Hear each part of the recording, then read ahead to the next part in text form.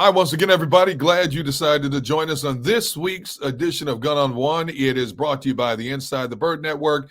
And of course, it is sponsored by my bookie. I'm Derrick Gunn.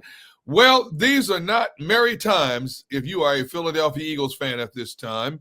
That's what happens when you endure a 3-game losing streak. And there are a lot of people out there that say the sky is falling, which is a little bit funny considering this team is still 10-4. And could still very much win the NFC East. But for some, that's not enough. So I'm bringing in a guy, a former Eagles safety who knows what it's like to experience the highs and the lows of Philadelphia fandom. The one and only Quintin Mikelll. Hey, man, it's been a while since we've had a chance to talk. How you doing, man? Hey, man, I'm doing great, man. Thanks for having me on the show. Hey, I got to ask you this. So we're coming off this 3-game losing streak, and what's the vibe that you're feeling right now from this team? You've gone through losing streaks when you were a player. You know what that's like. But what do you think the current vibe is with this team? Well, I think this is a team. I think right now they're kind of struggling. They're kind of reeling, and it doesn't help that you lose 3 in a row. But it's really the way they've lost these 3. I mean, you got the blowout versus the Niners. Didn't play great down in Dallas. And then you got the Bills game. I'm sorry, they ended up. Did they win the Bills game? I can't even. Yeah, I'm like, they won the Bills game. Which game am I missing? They lost San Francisco, Dallas, and Seattle. That's it. That's Seattle. The Seattle game. So you got teams. You got a team that started off hot. They were super hot, and then they had this little slide, and it just hasn't looked well on either side of the ball. And, I think that's really kind of when you get in these situations where you're losing like that and not about close games and you're just looking bad, you start to kind of question, your confidence starts to take hit after hit after hit. And so I think right now this is a team that's really struggling with, their identity and who they are and who they can be. And so, that part of it is really what's concerning for me. But Q, shouldn't we have seen the signs? I mean, all season long. I don't like to say luck, but look at how they won a lot of games. Come from behind. The opposition's driving for a potential go-ahead score. The receiver catches the ball out of bounds on a 4th down play. A last-second field goal sends the game to overtime. You get there. Shouldn't we have recognized some of the signs that have led up to what we're seeing now? Oh yeah, absolutely. I mean, you look at the Chiefs game. If Valdez Scanlon catches that ball, that's game over. The Dallas game when Dak steps out of bounds. So they've been kind of skating along and kind of getting through that patch. And the way we looked at it at the time was, they still look good. It's just the other teams that they were playing were playing at such a high level. And so now this team has started to take a step back. And I think teams are starting, especially on offense, they're starting to figure out this Eagles offense. And it's really, starting to become a glaring separation between teams that have a good plan, have a good game plan, and stick to it, and kind of figure out how to stop both sides of the ball for this team. And so they had been skating by, and it just finally caught up to them. So now it's time for them to, this coaching staff needs to go back to square one, reevaluate themselves and reevaluate their game planning and figure out what can they do and what should they be doing to move forward. So before the Seattle game, they decide to switch defensive play callers. Sean Desai, the Matt Patricia.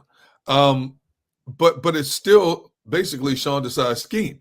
Can this work moving forward? Yeah, that right there. I was kind of joking around, but I'm pretty serious about it. I think that was me personally. I don't think I would have handled it this way. If I'm Sean Desai or if I'm, making the decisions above. I know one thing, they'd have to fire me because essentially that's what just happened. I would have cut up to the point where they couldn't keep me in the offices no more. You just fired me because you basically embarrassed this coach in front of everyone. You can say it, you can call it however you want to call it, but he basically got fired and basically got relegated to sitting in a box, and they're showing them on the Monday night game, showing them in the box. And, I just feel bad for the guy because I don't think it's all his fault. And if anyone if anyone should have been on the block, you know, you got to look at the position coaches on defense. I mean, those are the guys that spend more time with their individual players more than the defensive coordinator. So we've been saying it all year. The back seven have been struggling, and it's been the same thing each and every week. Now, ultimately, it does come from the top. Ultimately, it does come from the DC. But also, you got to look at the position coaches and say, okay, what are you guys not doing that's getting these players ready to play? And so I think it was a bad move. I don't think it changes anything. If anything, it creates more turmoil within that defense. So you don't think making a switch of some kind, because something was needed to jumpstart this defense. But as we watched the Seattle game unfold, um, not a whole lot changed. So you don't think it was the right move to change to Patricia? Well, I wouldn't say that. I think it was a right move. I do think that Patricia called a better game. Okay. I'm not on board with keeping Desai in the building. Like, if you're gonna fire the guy, just go ahead and fire him. And because now you got this weird dynamic in the building where you're trying to keep everybody together and keep everybody focused on one goal. And now you got, you know, the former defensive coordinator still in the building, still, you know, involved with the game planning. If you're going to do it, just do it. Like, don't half-ass it, right? If you're going to fire the guy, and let's move on. So, and I can't imagine it's a good feeling for Patricia as well as it is for Desai. I mean, it's got to be weird.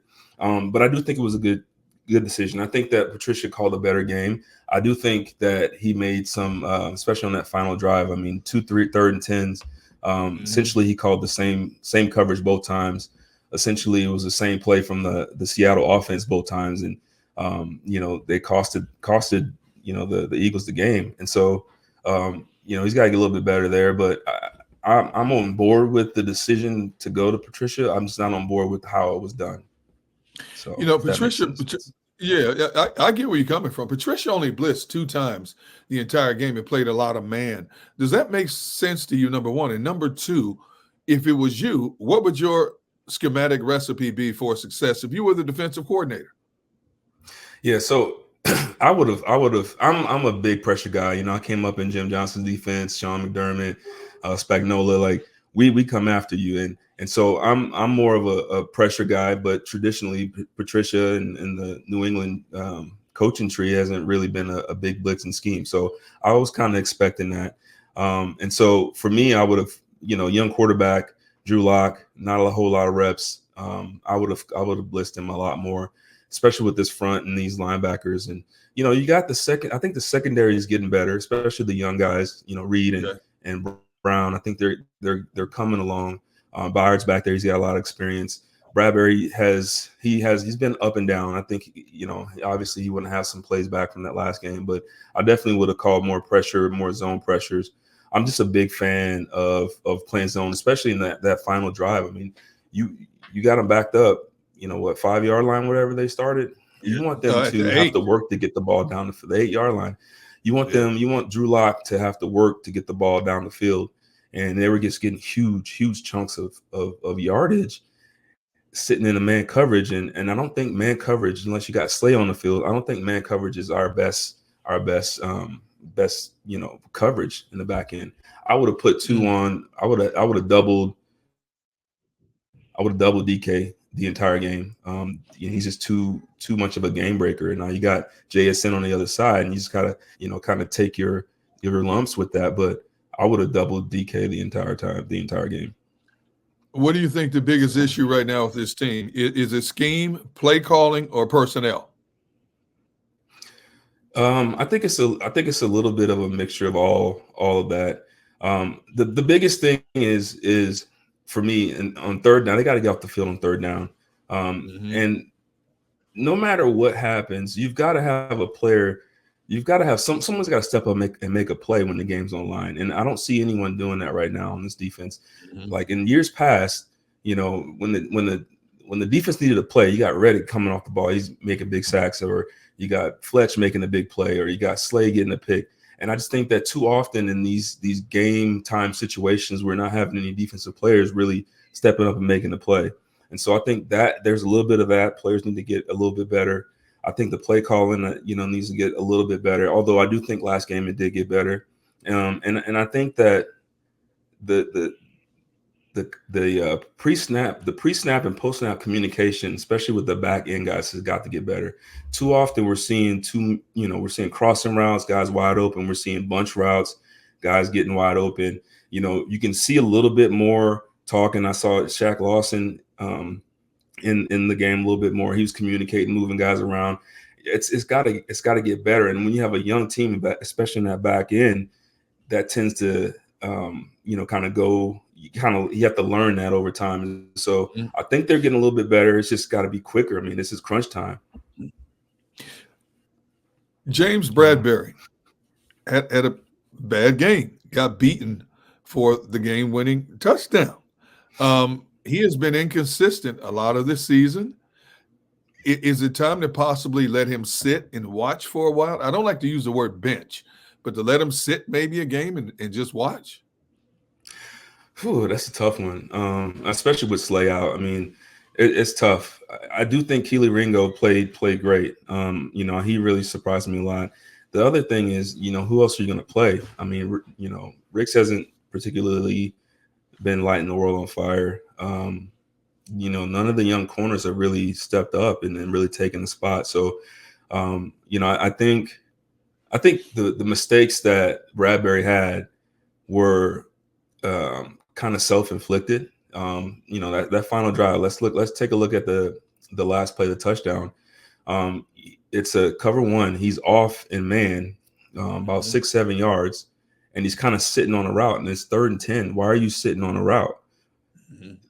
If anything, you want to back up and make them catch that 10-yard and then have to line up again, snap the ball, and make another play. So I just think it's more self-inflicted stuff. And if I'm Bradbury, if I'm a big long guy and I know it's cover one, I'm going to press. I'm going to use my length. I'm going to make sure I get the timing of this young quarterback off and force this quarterback to make a great throw. Or if I'm going to play off, I'm going to play off at like 8-9 yards, a la how Asante Samuel used to do. He'd play off deep and he'd just sit on everything, but he'd sit at a deeper distance, and he had enough quickness to jump the routes. And so for me, I think it's more self-inflicted. I think in those situations, and he's got the experience, he's got the knowledge to be able to do that. And so I don't think it's time to straight up bench him. I just think it's time for him to say, okay, this is what I can do well. Let me do what I do well. Forget everything else. I'm gonna do what I do well, and I'm gonna make a play here. So, that's what I think there. Look at how far we are into the season, and this Eagles defense is still trying to find its identity, especially in third down situations. Is that crazy that we're this far into the season with a team that has Super Bowl aspirations and they're still trying to figure out who they are on that side of the ball? Yeah. That's really been kind of the kind of running theme. And early in the year, you got a new defensive coordinator. Early in the year, that's to be expected. You had some injuries, you had some guys, go down earlier in the year, and so there was a little bit of a kind of, a lot of change in that back end. Right. And so that's to be expected.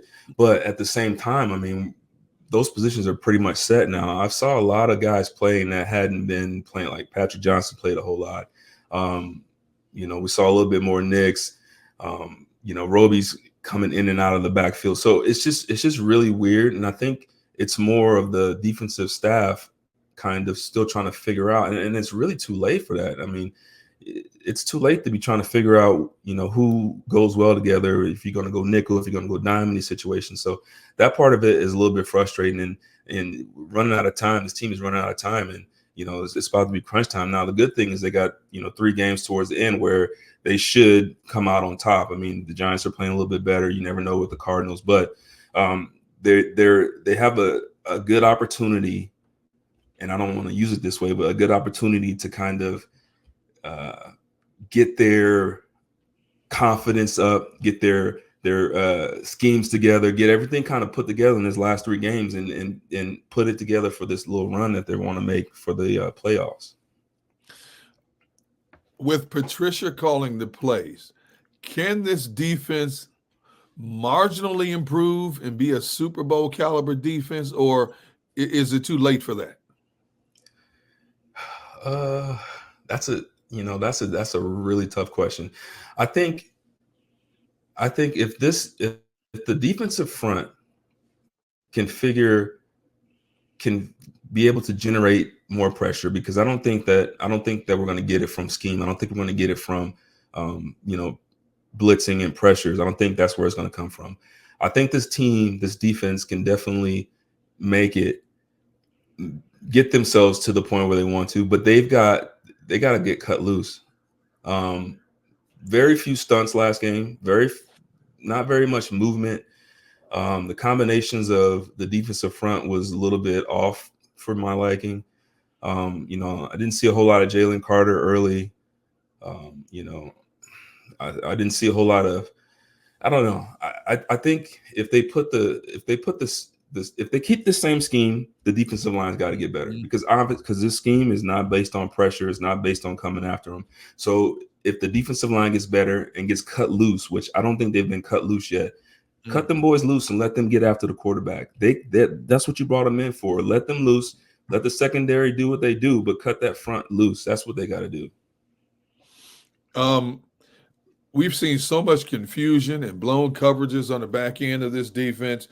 I hate to go back in the past, but is the loss of Denard Wilson maybe a big part of the reason why things are so discombobulated?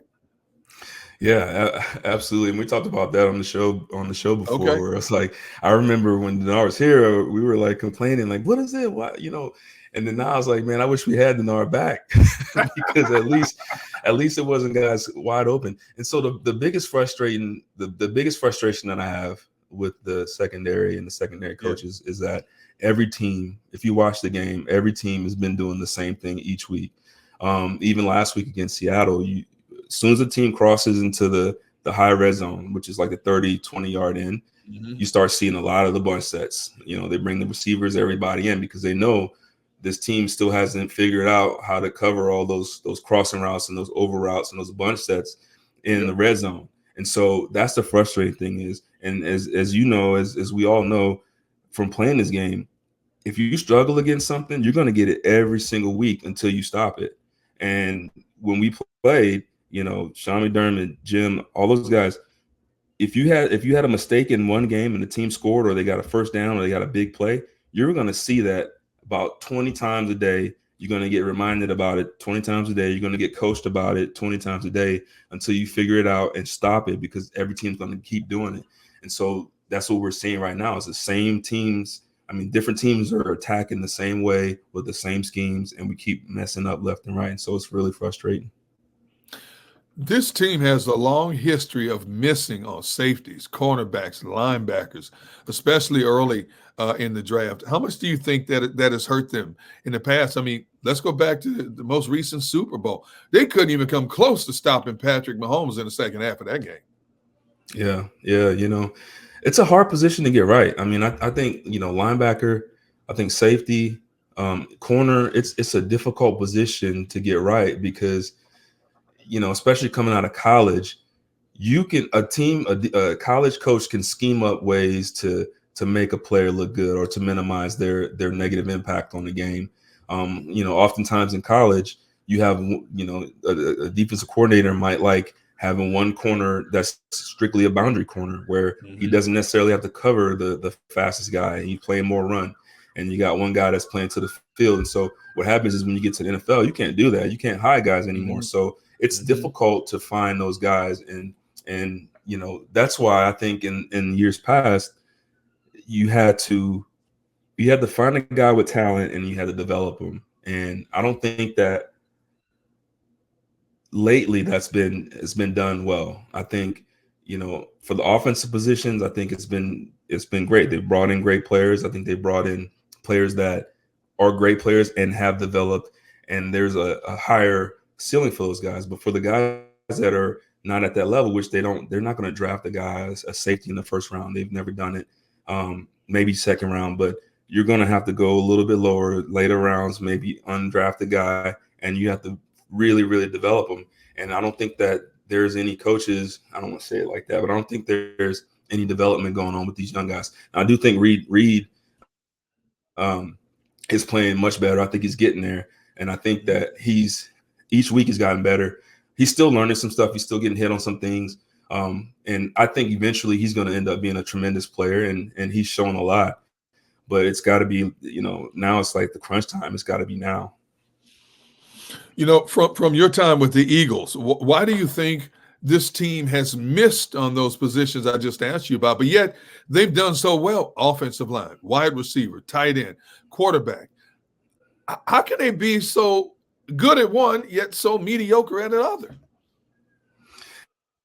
Yeah, that's a good question. Well, let's talk about the offensive line position. Well, first of all, they're picking pretty high usually with offensive line, so you're already starting kind of with a one up there. And you have, I think it's a little bit easier to project that offensive line. You got a guy that's got good feet. He's big. He can move his feet. You can tell all those things. And then you got a guy like Coach Stout, who's a tremendous offensive line coach, and he's developing these guys. And so I think that's really kind of they're starting higher, and now you have a coach that's bringing them even higher.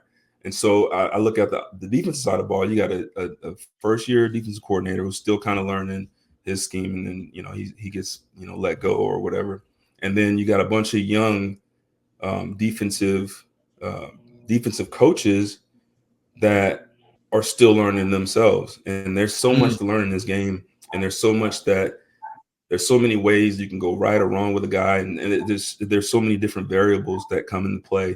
And so for me, I think it's a little bit of the development part of it, and I think it's a little bit that the fact that they're not drafting or bringing in guys that are at that high level. And that's why we've Malcolm Jenkins, we relied on bringing guys in from other teams that have already gotten to that point and developed to that point, and they just basically plug and play. Byard, I thought, was going to be that type of guy, and he's still pretty good. He's still getting there. But he's a perfect example of that. You bring a guy in that's played at a high level, and you just plug and play, and you mix him up with some young guys, and you go from there. So I think that's the biggest difference. This defensive line couldn't have got that bad overnight. I mean, what are you seeing with this D line? While this 4-man rush, number one, they can't get to the quarterback. Number two, they can't defend the run. Yeah, I think I think they're just in a little bit of a lull. I think teams are starting to figure out ways to attack this defense. You got a defensive end like Reddick who's very aggressive off the ball, and what you're seeing is teams are running at him now, right? They're running misdirection at him. They're forcing him. They know he likes to go up the field. They're forcing him up the field, and they're running right in the gap that he creates underneath. Linebackers got to fill those positions. So I think it's kind of hand in hand with the fact that teams are starting to figure out how to attack this defensive front.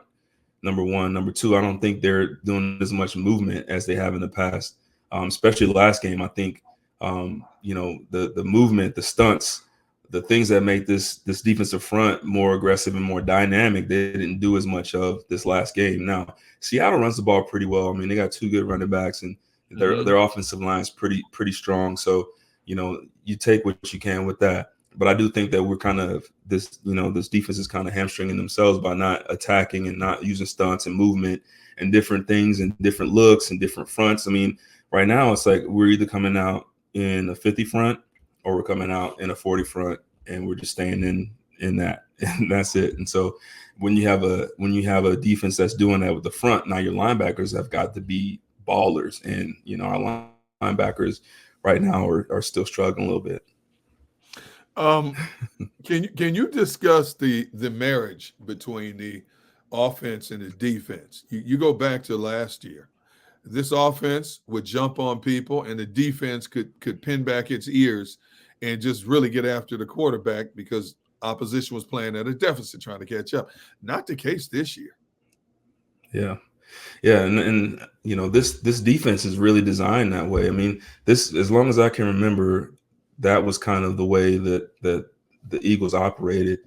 You go out on offense, you get a lead, and now the defense can cut loose and attack. And unfortunately, we haven't been able to get out and get on the lead the last couple of weeks, and that's really kind of shown because this defense, while it is very good, especially with that front, it is really good. It's not really designed to go, take on a 14 play, 80-yard drive. It's just not designed that way. We have young guys, not young guys. Well, we do have young guys, but smaller guys in the back end that are attacking.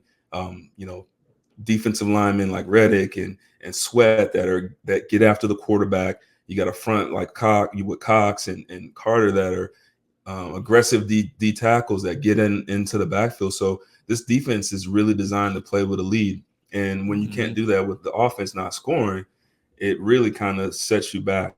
And so, what I see on the offense is teams they're playing Jalen much different this year than they were last year. They're playing a lot more zone against him.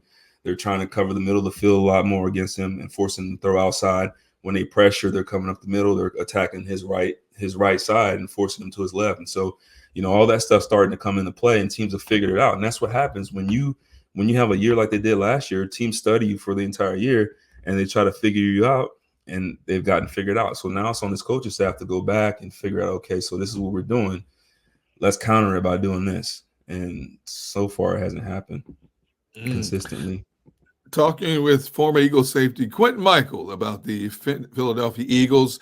We're going to chat it up a little bit more on the other side of this break. I want to hone in on a coach that was an integral part of Q's development as a young NFL player. That's coming up in just a moment.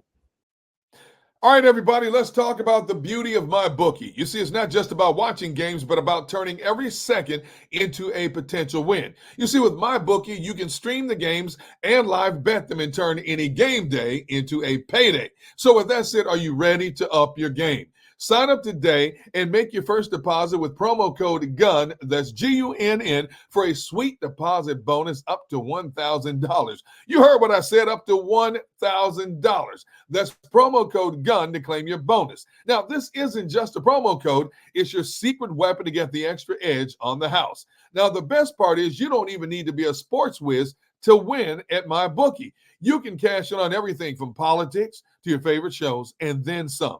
That's promo code GUNN to claim your bonus. Now, bet anything, anywhere, anytime, but only with MyBookie.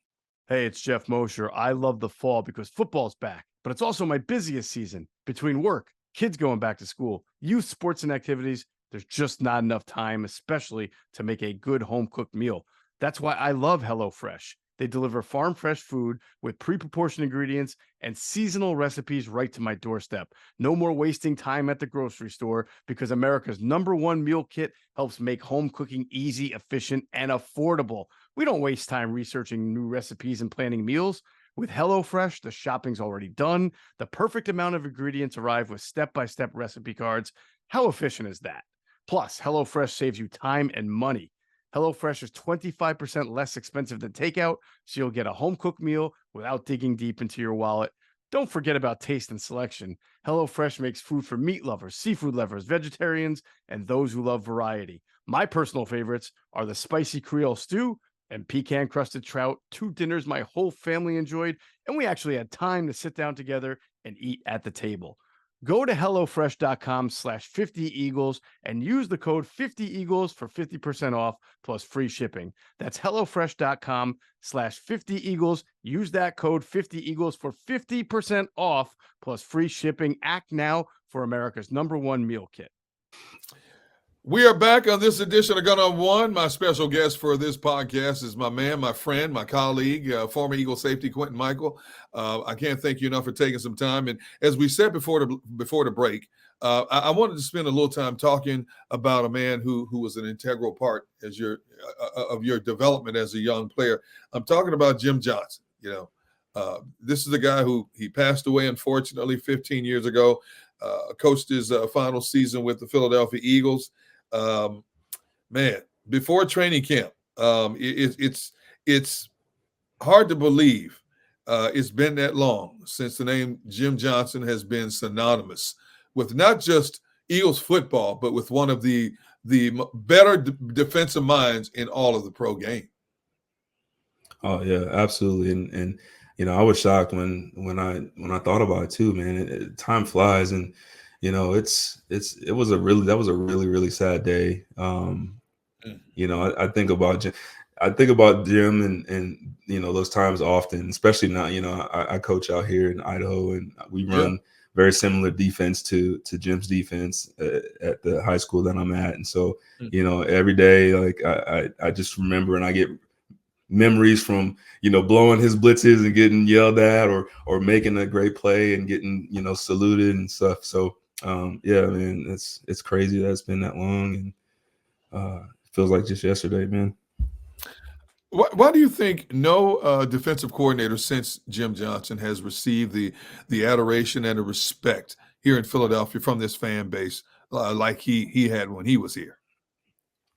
Well, I think the biggest thing is Jim was coming after you. That is the Philly mindset in itself right there. That's the blue collar. Yeah. We're gonna make you work, right? And he did it. He didn't always do it with the number one players. Now, we always had Dog and we had Tribe, and we always had, a good D line. We had guys, Curtis, we brought in guys that were, big name guys, but traditionally it wasn't a bunch of stars on the defense. And he did it with less players, and he didn't care who you were. We were coming after you. And that mentality kind of flowed throughout the locker room. It flowed throughout all the players, and we tried to live up to that mindset.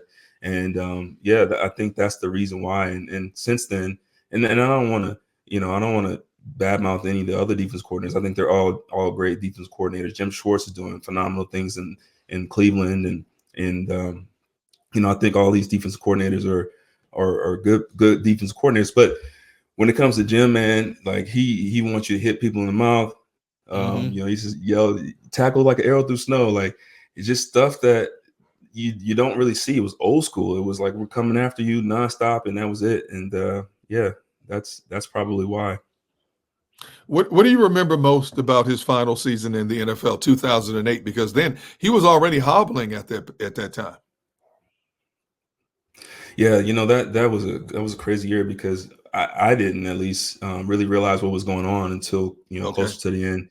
And I do remember, he was starting to kind of slow down a little bit, and I remember him, coming into the building, and he had to use a scooter, to kind of get around the building, and he still came into meetings. He still was in there, and had a scooter and stuff. And at first we were like, maybe he fell, or maybe because we knew he had the knee deal, and he had surgeries and stuff. And so, we're thinking maybe it has something to do with that. And then, we start to find out, a little bit more after more things started to come out, that he was, really sick. And so I remember that tremendously. And, before we knew it, man, it was like, wow, this is not good. And I remember Sean McDermott starting to run the meetings, and it was a sad time, man. That wasn't good. And the most, that was the year we ended up losing to I think it was the Cardinals that year. And that was the year we really wanted to do one, win one for him, and just we just couldn't pull it out. So yeah, it was not a good time. Once you found out, what kind of impact did that have on you and the team in general? Yeah, it was sad, man, because again, like I said, I didn't, at least, and many of the other players didn't really know how bad it was. And he'd had surgeries and stuff before. He had a little illness here and there, and so and he kept all that to himself. He didn't want to talk about it, and he wanted us to focus on the games and focus on playing the ball. And so that was how he wanted it. And so we didn't really know until like I said, until it was really bad. And then then it didn't get better. And so it was rough. I still remember going to the funeral and speaking with his wife Vicky. And when you go to funerals, it's always hard, because especially a situation like this, like you don't want to say anything that, like, you don't want to say. You feel a sense of relief that the person isn't in, that Jim wasn't in pain anymore, but you miss him, and that his loved ones miss him. And I just remember speaking with her, and she was so, she was a beautiful, beautiful person, and she told stories about Jim, and just stuff that we didn't know. And it was really kind of cool, because we knew him as the coach, and then hearing the stories from his wife and the things that he used to do outside of football, and the way he loved her. it just really made him more of a whole person to us, or at least to me specifically. And so, you know, it changed a lot for me. And yeah, it was tough, man. It was a rough time, man. And you know, rest up, Jim. And Mm. yeah, man, that sucked. That was not a good time. You know, for a lot of young players today who won't know, what was the core Jim Johnson philosophy? The core was we're gonna stay aggressive, we're gonna tackle well, we're gonna come after you. And you know, he was so good. I remember one time, this was when I was a younger player, and um I was in the game. I might have been just a dime back at that time. And I remember coming in the game, and he had called the pressure, and I Mhm. ran the pressure, and I got picked up. It might have been a guard or tackle. I forget who it was. And I remember coming to the sideline, and he came right over to me. And the first thing he asked me was like, "Who blocked you?" And I was like, in my head, I'm like, "What do you mean, who blocked me?" I don't know. It was a big fat guy in my head, you know. And he's like, "Was it the guard? Was it the tackle?" And I think it was a guard. And I told him it was guard.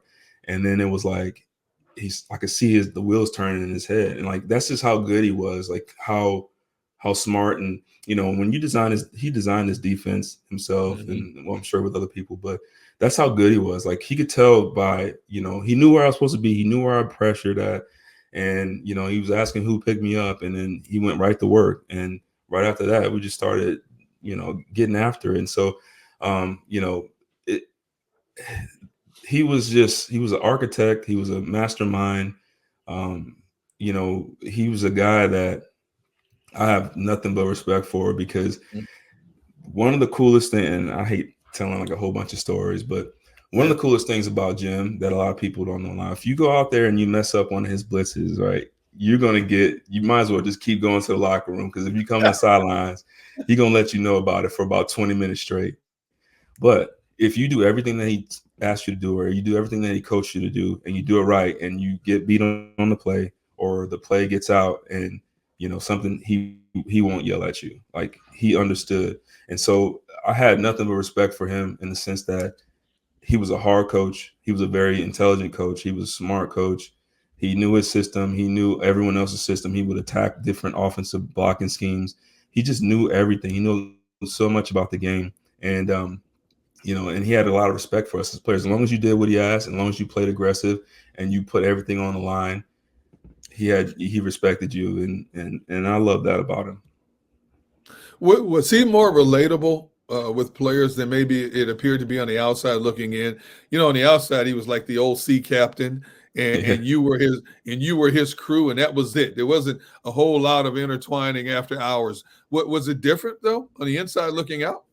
Oh yeah, absolutely. I think you had to earn Jim's trust, and once you earned Okay. his trust, he had your back.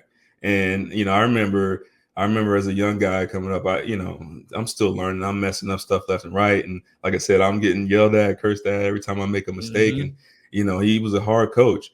But once you figured it out, once you knew what you're supposed to do, once you were able to communicate and talk to the other guys, and be able to command the defense, he loved you. And so, you know, if you were in and you earned his respect, you had it for life. And so that part was really cool, because I felt, you know, as an undrafted guy coming up, I felt like I could never be equal in his eyes. And eventually, you know, through my hard work and his hard coaching, he developed me, and I turned into someone that gained his respect, and he respected me. And I thought that was really cool, and it's something I'll keep with me forever.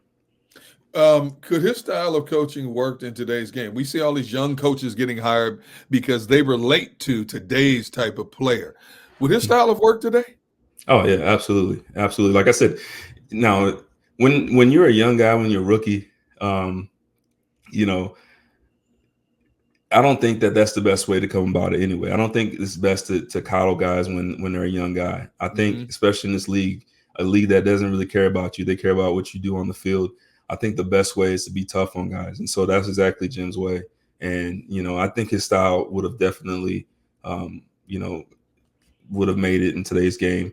And teams are still running these pressures. I mean, Spagnola, I'm calling out pressures in the Eagles Chiefs game. Like, oh yeah, I know that one. That's nail, or this or that. And so, you know, the scheme is still there. Everyone's still running the scheme.